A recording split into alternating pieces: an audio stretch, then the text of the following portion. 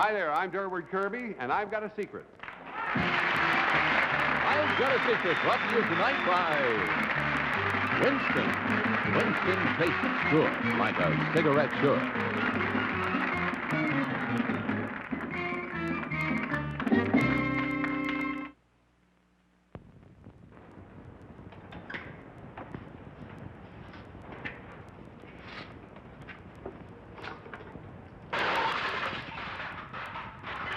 I'm through fiddling around.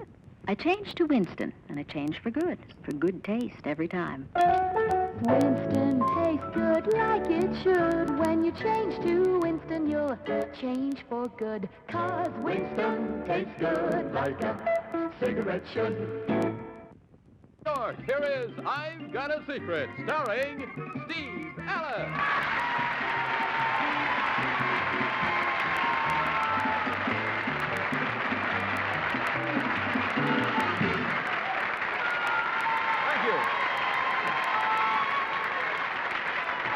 Thank you. Thank you very much. Good evening, and welcome to another edition of I've Got a Secret. Before I introduce the members of our panel officially, I'd like to thank Henry Morgan for the great job he did last week. How about that, huh?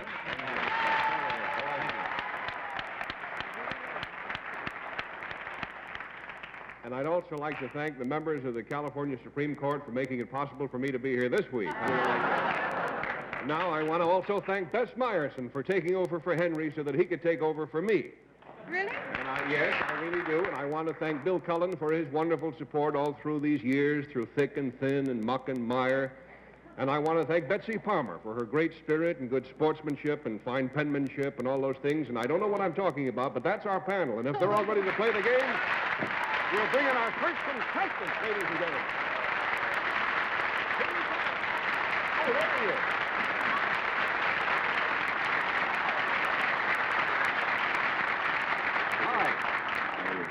I'd forgotten that you weren't coming from there. I thought they were coming up to get us there for a minute. But we want the panel to recognize this familiar face, as I suppose they do. This is one of our studio ushers, as you see, Dick Winninger. And when Dick is not ushering, he's a student. He's a student at City College, and he's been studying electrical engineering, right? And recently he had to take a very important examination in electronics, and to make sure that he passed the test, he went through some very, well, let's say, painstaking preparations. So, Dick, if you'll whisper to me, we'll show the audience now just what you did to prepare for this exam. Uh-huh.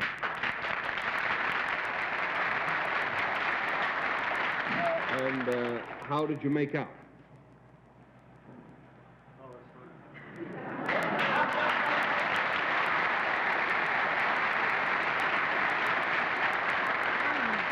Panel, the clue concerns Dick's preparation for this tough examination and the results it brought. We'll start the questioning with Betsy Palmer. Dick, did it have anything to do with electronics? The preparation? Not directly. The secret did not. Secret didn't. You mean you were going to take an exam that had to do with electronics and it had nothing to do with, the preparation had nothing to do with it? Well, no, the secret has nothing to do with the electronics. Oh. Well, was this something that you, I see. You did this to yourself. Yes. This was a physical thing that you did to yourself. Yes. Did you do it in a certain area of your body more than another area? Not really. Did you change the way you look at all? Yes. Did it have The best answer to that is no. He might look a little different. He said yes. Well, what does he know? No, in a sense, he was right, but I think a yes would mislead you. Well, did it have to do with your whole body Yes. more than your mind? $20 down, and we go to Bill. Dick, would it help us to know what subject you took, what this test was about, what subject No. was concerned? And yet, you did something to yourself physically in preparation for this test? Yes. Is that? And it didn't measurably change your appearance at all? He says No. yes. Yeah, and Steve says no. What does he know? I'll split it. Well, it's his show. Yeah. Well, it's his secret. Right, Dick. With his appearance. Dick, the thing you did, was it painful? No. Did it involve another person? No. And it didn't change your... Was it a pleasant thing? You said it wasn't painful, and you said like was it pleasant? In a way. $40 down. Bess? Dick, was anybody else involved? Not directly. No. Let me ask you this. I had a thought that possibly, for example, you may have stayed up for 3 days and 3 nights before the exam and then slept through the test. That's exactly it. Very good.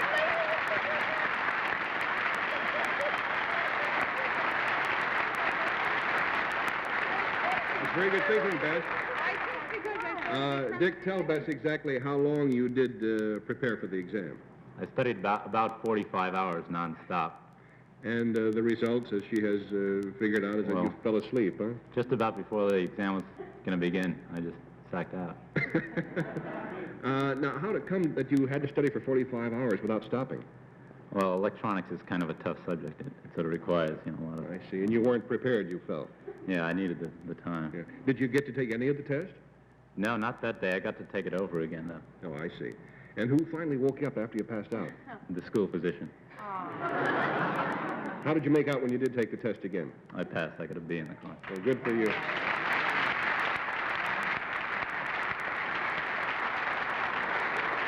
All right. I hope you learned your lesson, and I hope the young people watching learn their lesson that, cramming that way doesn't really pay. How long did you study when you had the second chance to make the test? About 50 hours nonstop. Good luck, Dick, and thanks for telling us your interesting story tonight. Thank you.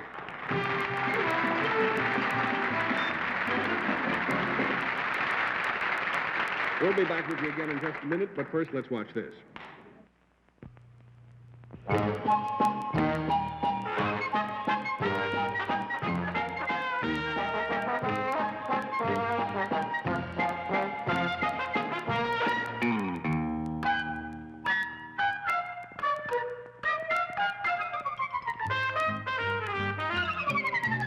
Find folks with a knack for having fun, and you'll find Winston.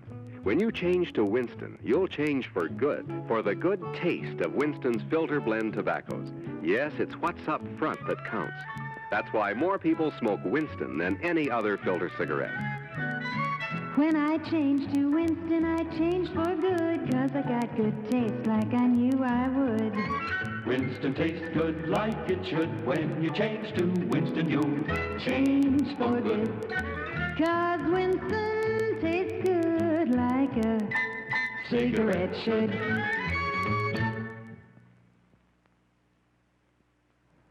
May we have our next contestants, please?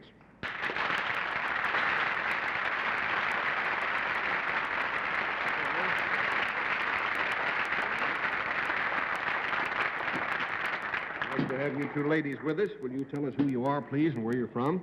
Right to. I'm Mrs. Dan Ryan, County Commissioner from Chicago. I'm Mrs. Lyden Wild, a member of the Chicago Board of Education. Well, we're very grateful indeed to have these two ladies with us. Very grateful that they're taking time out of a busy week, in fact, to be with us.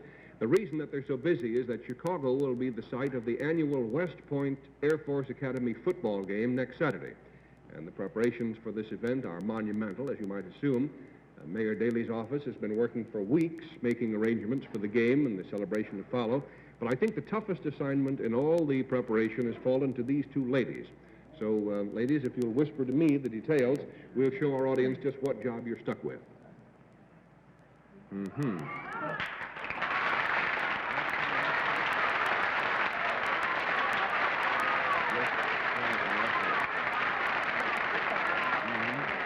The clue panel concerns what they're doing in preparation for the big event. We'll start the questioning now with Bill Cullen.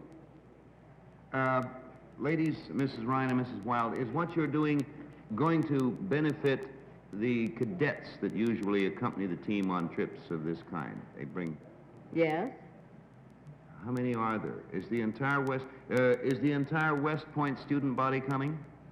Or the majority of it? I think they have 5,000. Well, about 5,000 And of the two schools. of From the two schools, there will be academies. 5,000 cadets in town That's for this right. football game. And you and Mrs. Wild are doing something for them. Are you both going to be involved in supplying for these 5,000 cadets who come for the football game a form of diversion or entertainment? Sort of. Not yourselves personally, I don't mean. Big that crazy double date. $20 down, Bill. That's Myerson. Mrs. Ryan and Mrs. Wild, is what you plan to do going to take place on the field? No. I certainly hope not. No.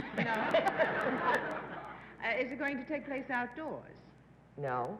Is it one specific event that you're planning? Yes, it is. And is there going to be music and laughter and things like that? Yes. $40 down. Henry? Well, ladies, you're involved in education. Right. Is this thing that you're going to do, will it be educational in any way? In a way. Sort of. In a way, sort of? With 5,000 young men in town, you going to get them dates?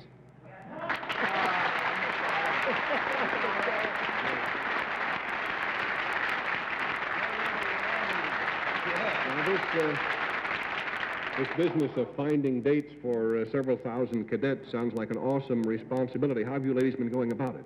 Well, it's an awesome responsibility. We had to find 2,000 blind dates, and we advertised on the television and the radio, and had 5,000 applicants. What are the other 3,000 girls doing this week? How did you eliminate them? How did you make the decisions? Well, we had, the girls had to file applications to begin with, and then we had to bring them in for interviews, and they were interviewed according to age from 17 to 23, and for height and poise, and we had to look them over generally for good looks. We knew the cadets would like. Mm-hmm. Now, how did you go about matching them up with the dates? Really, it worked out beautifully. The academies, both the United States Air Force and West Point, told us the boys' height and their rank and their name. And we matched it with height and sort of in line with the rank and their grading. Would you ladies be called den mothers or something? I think maybe. Could be. Well, believe it or not, panel, whatever the ladies are called, they certainly are very good at this job because they performed the same job a couple of years ago, and many of the couples that they matched at that time have been fighting ever since. No, seriously, many of those couples are still dating and still keeping in touch with each other.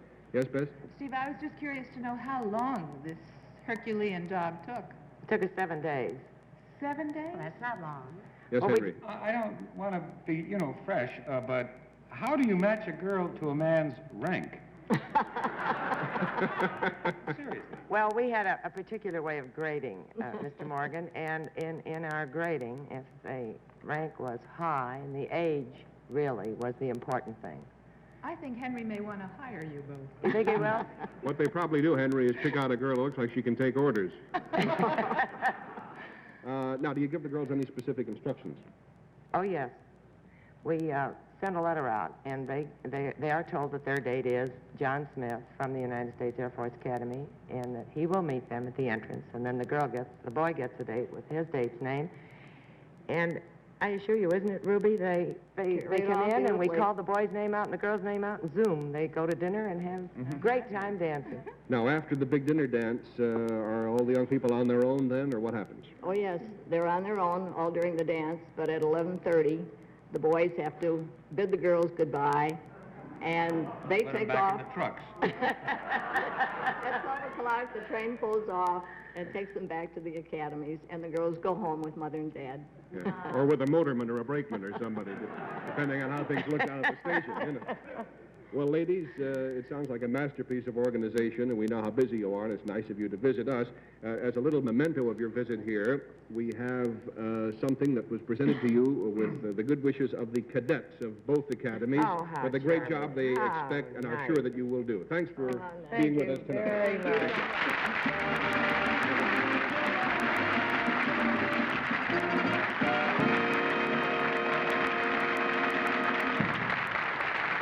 And now it's time to meet our special guest for tonight. He's a good friend of all of us here, and I've got a secret.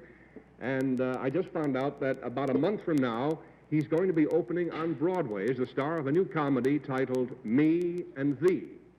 Here is the host of Candid Camera, Mr. Durward Kirby.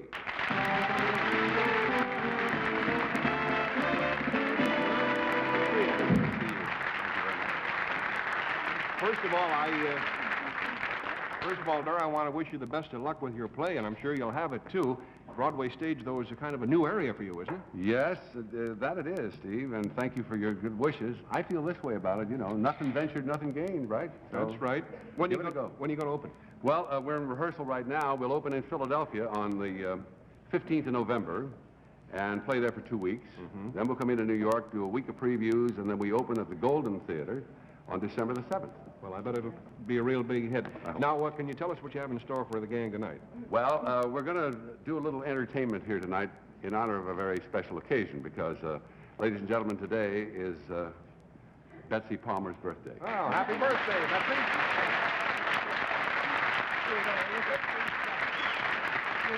Now, Betsy, you'll be very happy to know that your fellow panelists now, Bill and Bess and Henry, are going to get together to pool their talents and provide the entertainment for you tonight, see, for this occasion. Well, I must say that they look a little confused and they don't look too happy about the idea, Durward. The reason being, Steve, they don't know anything about this, you see. This comes as a surprise to them, too. But don't worry about it. You know, they're all very talented people, so they'll perform beautifully. Yes, well, but it still seems awfully short notice. I know I'd hate to have to do anything without any preparation, but I'll trust you. All right. All right. How do we begin? Well, now, first of all, we need someone to sing a song, and it all begins with a song. I see. So now, unfortunately, singing is not one of the many talents that these other people have. In that case, then they should become big record stars these days. So, Betsy, we're going to need you, if you'll come up here, please, just for this, just to get things started. Come up here front and center, will you, please? Now, Betsy, we want you to do a song here before the rest of the panel do anything at all, see? All right. Now, we have picked something that you're very familiar with. This is a song that you performed many times when you played South Pacific. Oh? And it's a tune called Honey Bun. Oh. So you sing that first, and then I'll tell you what's going to happen. You need the music? No, I would say after the times I've done it, I hadn't better forget it. All right, Norman Paris and the orchestra accompany. All right.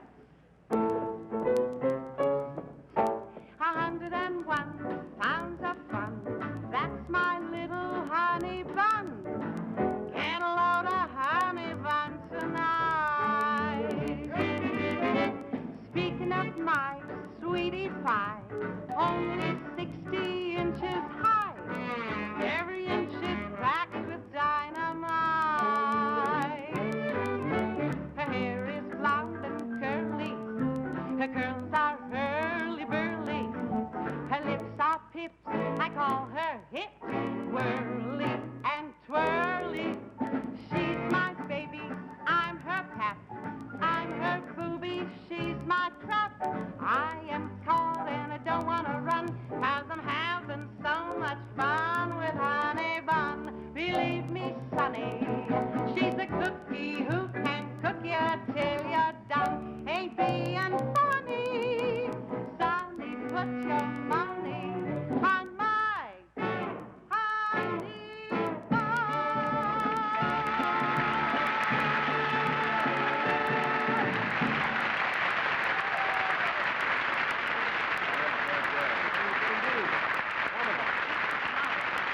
Now that you have the song, what's up?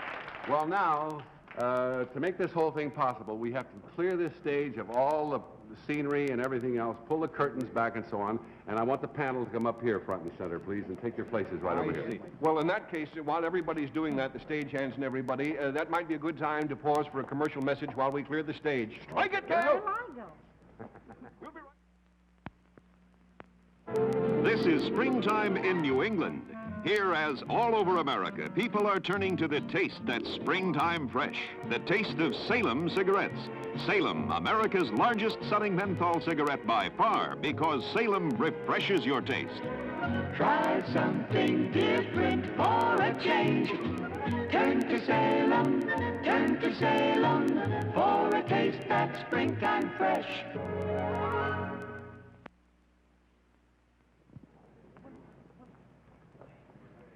Oh, hello, folks. Aren't we casual? All right, let's hear it for this contestant. No, what's up now? Well, now, this is very simple now. I'll go back here and talk to these good people here. All right. And, Bill? Yes, sir? I'm going to give you your little assignment. Thank you. First, oh, no, don't peek. First of all, let me have these things. Here we are. Good deal. That's my little assignment? No. Here. Now, put this around you. This is a boa. You know what that is. Big snake. No, not like that. Wind it around. Wind it around your head. That's the boy. Put it on. That's the boy. The other side around the other side. Let it hang down your back. Oh, back. Yeah, down your back. Put it around. Now, all we... That's my assignment. No. Now, I know you have many talents, you see, but all we want from you right now, Bill, is your wonderfully expressive face. That's all, see? Now, we made a tape recording when Betsy sang her song just now. We made a tape recording of Honey Bun. Yeah. And as soon as we're ready, we're going to play it back. And we want you to interpret the lyrics of the song, you see, with your face. I don't know him. No, well, we got an idiot card right there. You can see that, can't you? The words are right on there. An idiot card? Yes. Thanks right? a lot. No inference. No Oh, inference. all right, sir. No. Now, just your face. See, now, while you're at it, you lip sync the words. Lip sync. With her, see? Look right straight ahead, and you're on a mark right here. Don't move off that mark because it's very important. All right. Okay? I got it. All right? Now, you exaggerate the motion of your lips when you do the words. I always... to this thing. Oh, when I do the words, yeah. All right, fine? All right. Now, excuse me. That's all right. Now, Bess, I want to tell you about your part. First of all, you put this bow on, too, as Bill has his over there, while I tell you what's going to happen. Do it as Bill has. Oh, yes, you can. Yes? Now, you have, Bess, wonderfully expressive hands. Now, while we're playing back the tape recording... you're the first one who ever noticed them.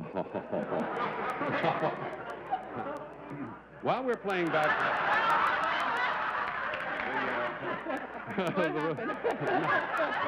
Betsy's song, we want you to interpret the lyrics with your hands, you see. Use whatever gestures you think are appropriate to the lyrics of the song at the moment, you see. Right. Don't raise your hands up above your shoulders. Right. See, because then you'll ruin the effect. And just keep right on your mark right here, see? And don't do this. Don't do this, Bess. Don't sway back from side to side. Just stand like this and move your arms down here like so. Right. Okay? Yes, sir. All right, fine. Thank you. Now, Henry, twinkle toes. Now, Boy, have you got a wrong number. just for now, Henry.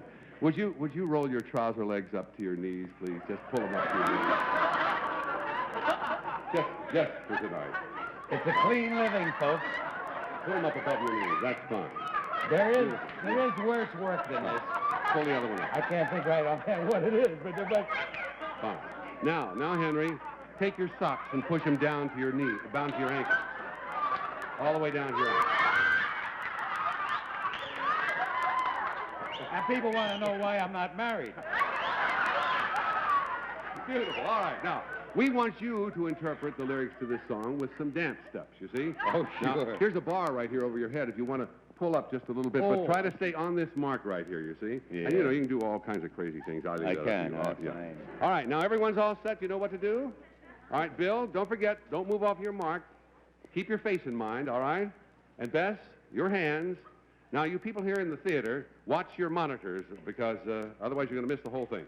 Panel, now, we turn the monitor right there so that you can kind of help synchronize your body with the lyrics. All right? Bill's face is all limbered up. Paul, would you please, now, watch this now electronically. Remove Bill's body. Watch it, see? That's it, just like that. Good. All right, now, don't move. Stay right on your mark. Don't move. All right, now, Bess. All right, put Bess into the picture now. Right. That's it. Now, don't you folks move now. Let the cameramen do their moving, see? No. All right, fine. Now, now, Henry, get Henry into the picture. Put Henry's legs.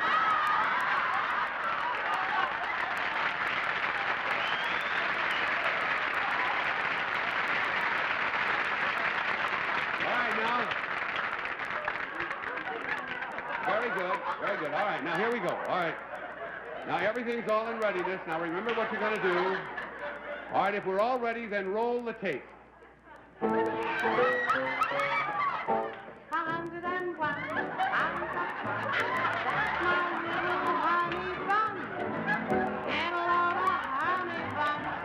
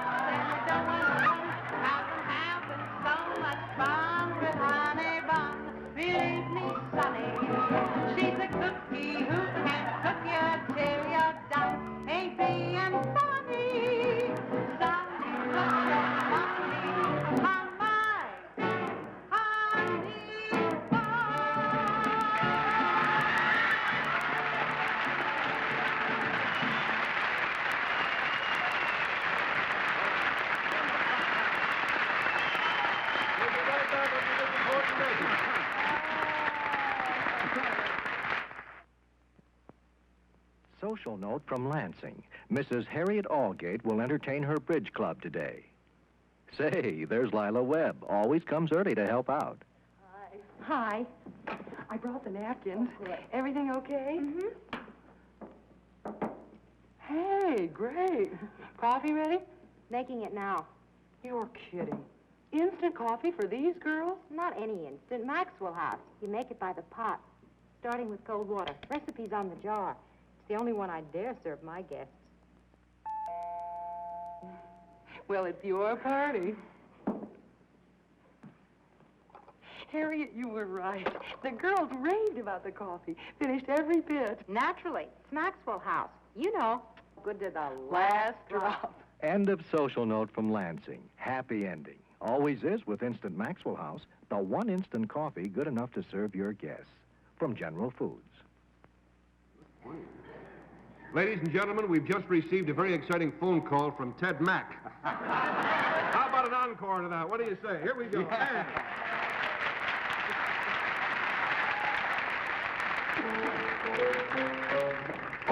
101 sounds of fun. That's my little honey bun. Get a load of honey bun tonight. Speaking of my sweet only 50 inches high. Every inch is packed with dynamite. Her hair is blonde and curly. Her curls are curly. Her lips are tipped. I call her hit, whirly and twirly. She's my baby. I'm her pap. I'm her booby. She's my stuff.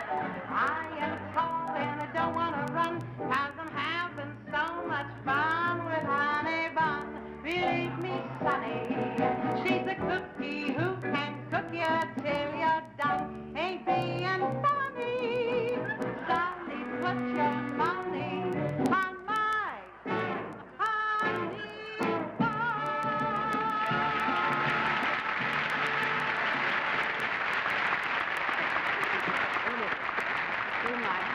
Too much. Thank you.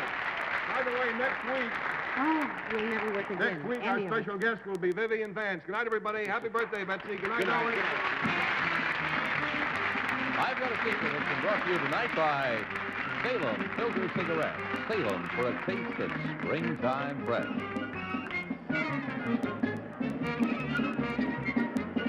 Miss Palmer's Gown by Montanaro. Are you watching, you little rascals?